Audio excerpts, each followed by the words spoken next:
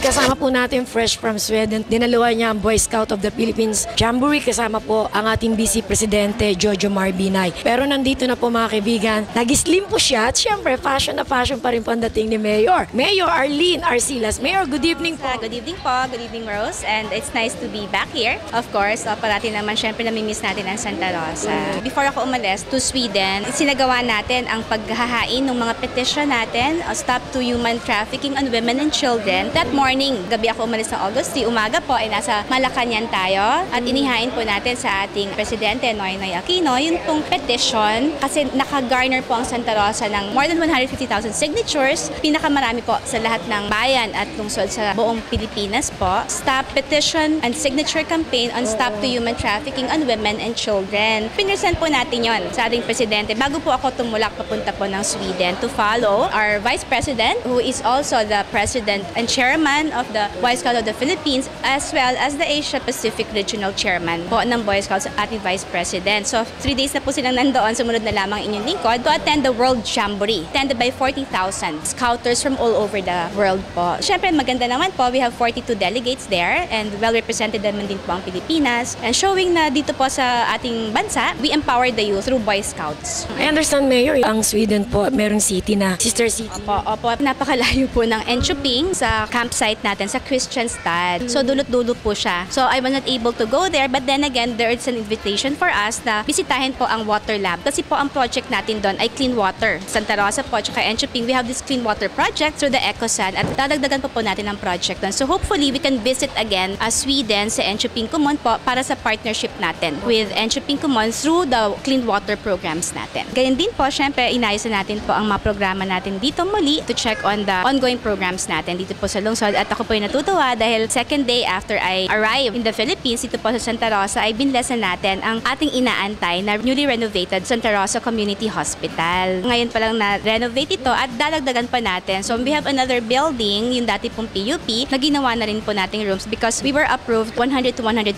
rooms by the Department of Health. So ako po ay natutuwa, nakita niyo ang saya-saya dito dahil napakaganda po ng ating bagong renovated na community hospital. Gayun din po ang mga equipments natin dito. Nakita niyo mga kama, no, bago po lahat, ang ating operation room. Talagang napakaganda po. So miski ayaw nating magkasakit at syempre ayaw kong magkasakit ang mga tao po dito sa lungsod ng Santa Rosa at sa Karatigbayan kasi hindi lamang po taga Santa Rosa ang nag-a-avail ng services ng community hospital natin. Syempre, kung magkakasakit man, napakaganda po ng ating facilities dito sa Santa Rosa Community Hospital. Napakaganda po ng serbisyo ng ating mga kasama at kawani po dito. Sa Santa Rosa Community Hospital, kasama po syempre ang ating head na si Dr. Parnell Pataksil. It's been 8 years bago natin na-renovate. Itong ginawa natin na renovation, actually hindi lang renovation to. Nagdagdag pa rin tayo ng mga silid dahil ilang taon yung lagi ang nire-reklamo sa ating ospital na kulang sa rooms. Humingi rin kami ng lisensya sa DOH saka sa PhilHealth na kami magdadagdag ng kama. So pinayagan naman kami. Marami tayong mapapagsilbihang mga taga Santa Rosa. Majority na equipments na bago natin ay halos nasa operating room. Halos pwede natin gawin dito sa Santa Rosa except do sa mga neuro case at mga open heart surgery. So hindi natin kaya yan sa mga tertiary hospital na yan. 3D ultrasound, meron tayo niyan, bagong x-ray machine, mga cautery machine na bago, anesthesia machine na mga bago. Halos lahat ng OR light natin ginagamit sa OR, bago. Even the operating table, bago lahat yan. Yung mga cardiac monitor, meron tayo niyan dito.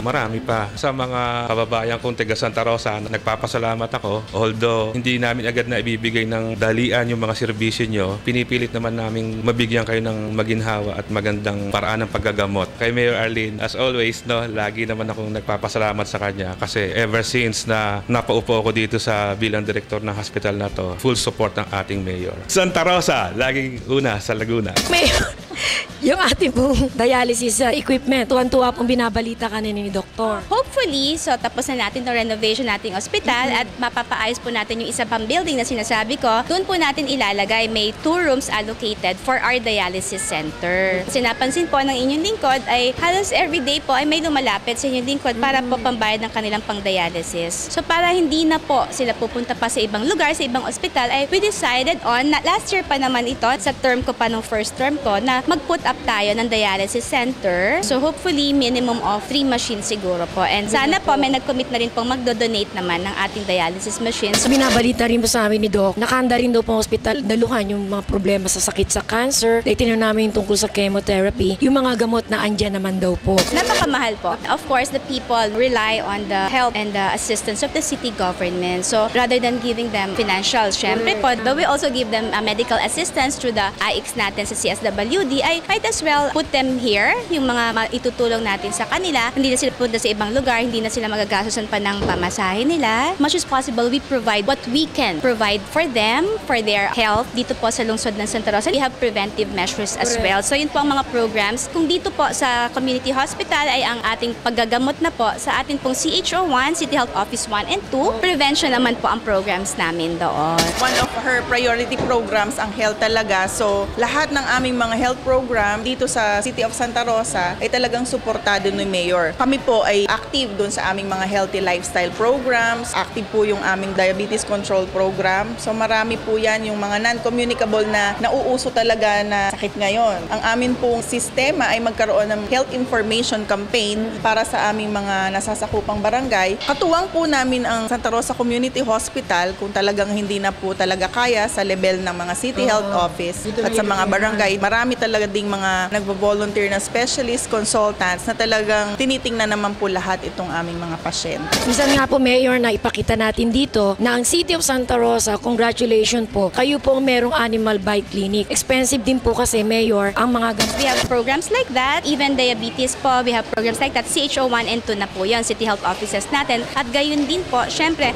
with regards animal bite naman, sa atin naman pong City Vet, may programa naman po tayo na para po pangalagaan naman yung ating mga aso para naman po hindi maraming nare-rabies. May anti-rabies campaign din po tayo and vaccination for dogs. Interconnected po ang ating mga programa dito po sa lungsod ng Santa Rosa. At syempre po, kung interconnected po ang ating mga programa, gusto ko interconnected din po tayo dito sa lungsod ng Santa Rosa, being cooperative with the programs of the city government. September 28, meron po kaming programa na gagawin tungkol sa programang rabies, part na ng task force or yung committee against itong sakit na rabies. So meron po kaming gagawing symposium at iimbitahan po namin ang mga espesyalista at dalubhasa from the Department of Health at ibang bisita na magbibigay ng expertise nila at information regarding rabies. Tuloy-tuloy pa rin naman po yung aming animal bite clinic sa aming health center, sa main health office. So nagbibigay ng libreng bakuna, nabibigyan natin ng libreng gamot. Kung kailangan nila nung immune globulin, yun ang medyo mas nakakamahal dahil depende sa timbang nung pasyente, pwedeng umabot ng talagang mga 3,000 to 5,000. This August naman, August 19 is our National TB Day. So ito po ay tapat ng